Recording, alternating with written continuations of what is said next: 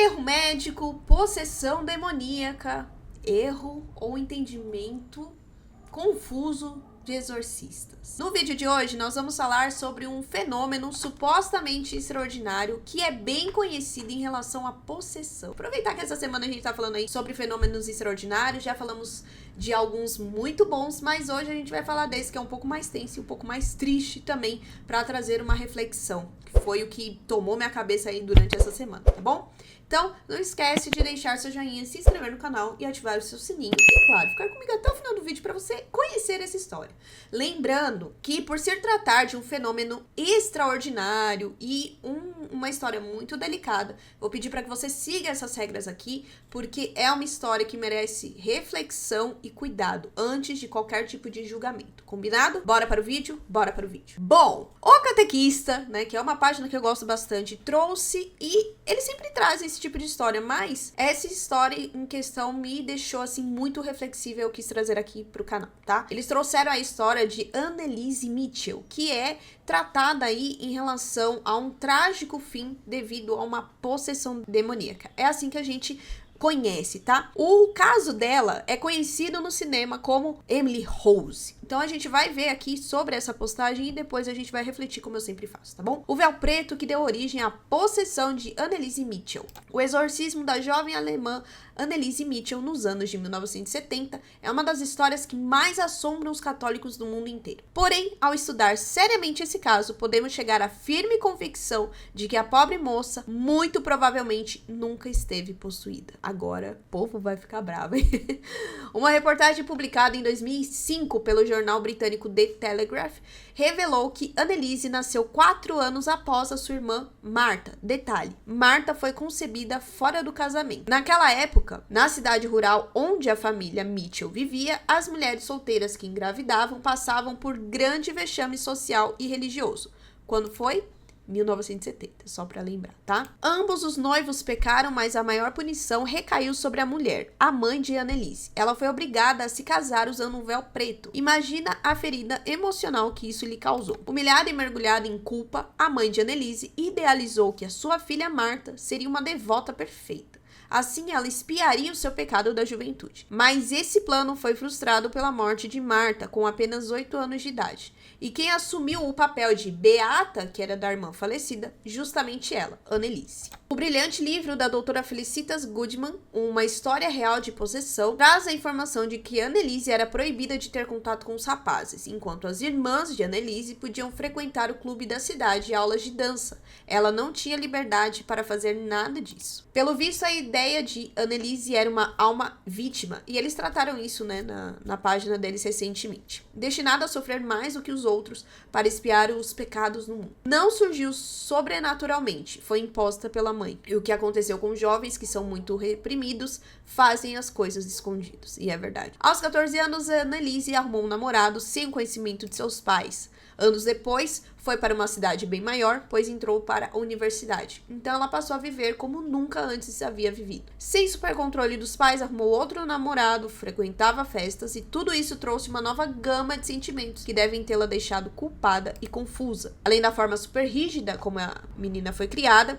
junta-se ao fato de que ela foi uma criança muito doente, o que possivelmente pode ter lhe causado danos neurológicos. Todos esses fatos acabaram formando os ingredientes da bomba que explodiria com a sua suposta possessão. A doutora Goodman explica que Anneliese recebeu atendimento psiquiátrico, porém os remédios eram inadequados para o seu quadro e tiveram um efeito rebote e intensificaram seus surtos psicóticos. O exorcismo foi então autorizado pelo bispo local e a cada novo exorcismo era reformada na mente de Anneliese a ideia de que ela realmente estava possuída. Tanto a família de Anneliese quanto os 2 padres exorcistas cultivaram a crença de que ela era uma santa. Acreditavam piamente quando a possuída afirmava receber mensagens de Jesus e da Virgem Maria. E Jesus teria dito que a jovem seria liberta da possessão e se casaria com seu namorado. Isso aconteceu? Não. Acaso Jesus mente? Óbvio que não. Previsões furadas de Anneliese nos levam à lógica conclusão de que ela não recebia mensagens de Jesus e de Maria coisa nenhuma. Durante 10 terríveis meses, ela foi submetida submetida a mais de 60 tentativas de exorcismo. Ao fim, morreu esgotada pela sede e pela fome. Alguns especialistas alegam que essa tentativa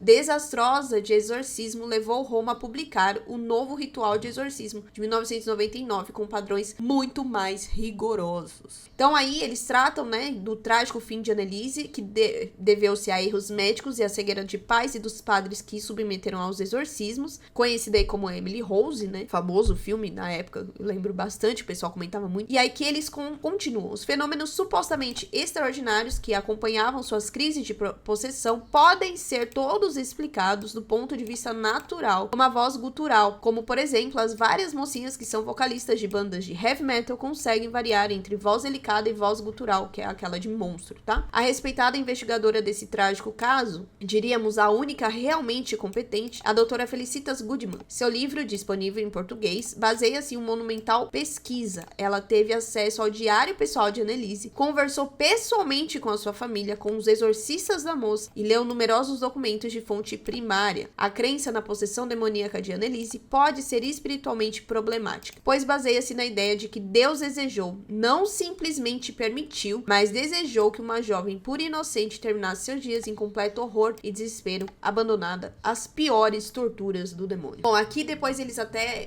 tem vários comentários, gente, eu oriento vocês, eu vou deixar o link desse post para que vocês possam ler, porque tem muitos irmãos que trazem muitas questões aqui. Eu vou até comentar sobre esse. É legal realmente ter em pontos fortes, mas ninguém explica o fato dela falar latim. Sabe, pessoal, nós como católicos temos o dever de preservar a nossa fé, para que o nosso Senhor Jesus Cristo nos livre de todo mal. E aí o catequista respondeu de que como assim ninguém explica? Explica assim: Anneliese possuída falava breves frases em latim numa época em que o latim era amplamente ensinado nas escolas. Vale lembrar que ela sempre frequentou a missa tridentina, ou seja, teve contato com o latim por mais 20 anos. E eu lembro que eu até comentei aqui e eles trouxeram uma questão muito importante, que é isso que eu quero trazer para vocês. Uma informação importante, mas que ficou de fora do post, agora o povo vai ficar bravo. Anneliese era raditrade e estava neurótica com as reformas do Concílio Vaticano II. Ju, como assim? Não foi possuída? Gente, esse tema é um tema que eu, durante a época da renovação carismática, eu não gostava de ouvir, porque tinha muito dessas histórias. E eu já falei pra vocês, que eu não sei se é por causa do meu sangue japonês, eu não sei o que acontece, eu sou muito desconfiada das coisas, tá? Então, eu já li algumas questões sobre isso. É um estudo que eu quero me aprofundar, mas que, como tem muito estudo, eu ainda não consegui me aprofundar, então eu tenho algumas leituras sobre essas questões. Tem muitos casos, e a igreja também não se pronuncia sobre esses casos, né? Eu até comentei isso com o pessoal do catequista, se tinha algum lugar de que a igreja se pronuncia de fato, exceto pelos exorcistas famosos que a gente conhece, né? E a igreja, ela é muito cautelosa em relação a isso. Inclusive aqui, né, na última imagem, eles até falam, e alguns alegam de que a Roma até publicou um novo ritual do exorcismo por conta desses desastres. Por que eu falo isso? Eu já vi muita gente com experiências místicas extraordinárias dentro da renovação carismática que ficaram piores do que quando entraram. Quando a gente tem um contato com Jesus, a gente tem duas opções: ou de fato a gente muda, ou de fato a gente cai, porque depende da sua abertura de coração. Quando eu falo abertura de coração, é sua disposição de se tornar melhor, ou se a gente usa isso pro mal. Lembremos aí de Judas. Judas teve um contato com Cristo muito próximo e ele traiu Jesus. Então nós temos essas duas linhas. Então muitas questões de exorcismo, de questões extraordinárias, fazem com que as pessoas fiquem muito exageradas, e Cristo não é assim. Ou pessoas que só pensam no demônio, o tempo todo é demônio, demônio, demônio, e acabam exaltando mais ele do que Deus, e Deus deve ser exaltado. Não quer dizer que nós devemos esquecer o mal. Temos que tomar cuidado. Prestem atenção no que eu estou falando. Temos que tomar cuidado. Mas ele não é o centro da nossa vida. E o que a gente vê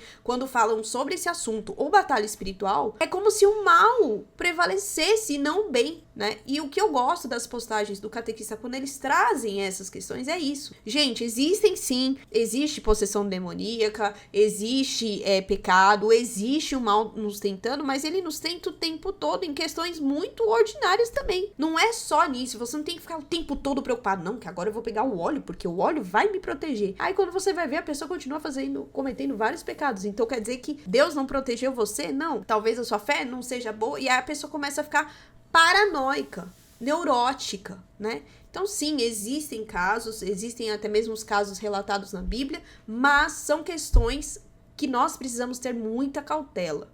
né? Porque aí sim o demônio usa e abusa, né, dessas coisas. Mas não quer dizer que esses casos tenham tido possessão demoníaca. Tem muitos assuntos que eu ainda quero trazer nessa questão, mas o que ficou mais na minha cabeça sobre essa história, e acho que agora tá mais forte porque eu virei mãe, né? Eu já tinha isso, mas depois que eu virei mãe ficou maior. O que nós fazemos com os nossos filhos? E hoje em dia fala-se muito em ter filhos, mas e o cuidado que nós precisamos ter quando nós temos filhos? Isso é desde o ventre. O nosso pensamento, o nosso jeito, o jeito de falar, o jeito de comer, o jeito de olhar, porque tudo isso influencia. Muitas crianças, até mesmo que hoje em dia tem inúmeros diagnósticos, quando a gente vai fazer o estudo, vai fazer a pesquisa, muitas vezes não é essa a questão, é a questão dos pais. Os pais são doentes, às vezes não conseguem lidar com a situação, e eu falo que não é doença mental, é doença assim de alma, de coração, não conseguem lidar e acaba transformando isso pros filhos. Então, o que eu fiquei pensando muito isso, eu até comentei, o cuidado que nós precisamos ter com a educação dos nossos filhos, o cuidado que nós precisamos ter e o trato que nós precisamos ter com os nossos filhos. E aí, refletindo sobre isso, conversando com Deus, eu até veio isso na minha cabeça, né? Antes de nós sermos pais, nós fomos filhos. Então, se nós fomos filhos, somos filhos, nós sabemos que nossos pais nos feriram. Então, automaticamente, na lógica, nós deveríamos saber lidar ou tomar mais cuidado quando nós temos filhos. Entendem a lógica? Eu fui filho primeiro, então eu sofri com alguns traumas que meus pais me deram. Então, eu deveria tomar mais cuidado com os meus filhos. Eu aprendi isso com os meus pais. Eu não faço com os meus filhos aquilo que me feriu. Então eu tenho que ter mais consciência. Mas hoje em dia, o que nós estamos vendo é uma total falta de consciência. São pais que querem ser filhos, têm a síndrome do Peter Pan, são muito mais crianças do que as próprias crianças. Pais que querem tirar as telas,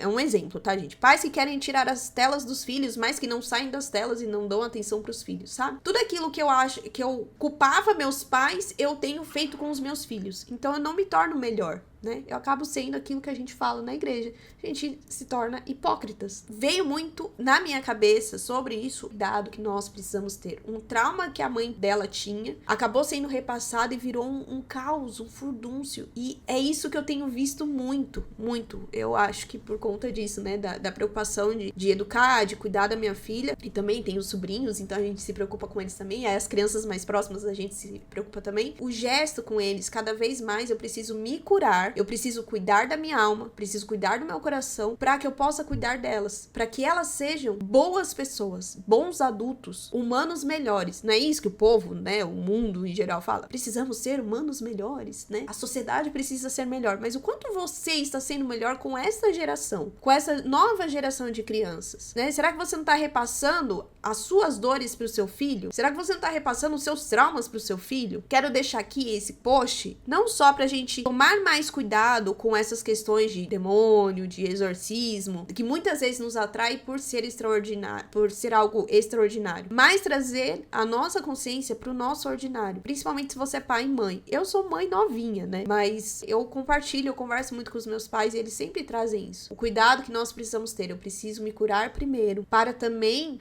saber cuidar dos meus filhos. Você sabia dessa história? O que você achou? Ficou revoltado com um catequista? Porque eles trouxeram sobre essa nova visão do caso da Emily Rose? Deixa aqui nos comentários e me fala. Como você tem visto a educação dos filhos, a educação das crianças? Você tem visto que as crianças estão um pouco mais difíceis do que antigamente? Deixa aqui nos comentários. Mas como eu falei, gente, respeite essas regrinhas aqui, porque sim, é um assunto muito sério, muito delicado, que nós precisamos tomar muito, muito cuidado. Espero que futuramente, bem futuramente, eu traga mais assuntos aí sobre essas questões de exorcismo, enfim. Deixa aqui nos comentários, não esquece de deixar meu joinha, se inscrever no canal e também ativar o seu sininho. Então é isso, até o próximo vídeo. Tchau!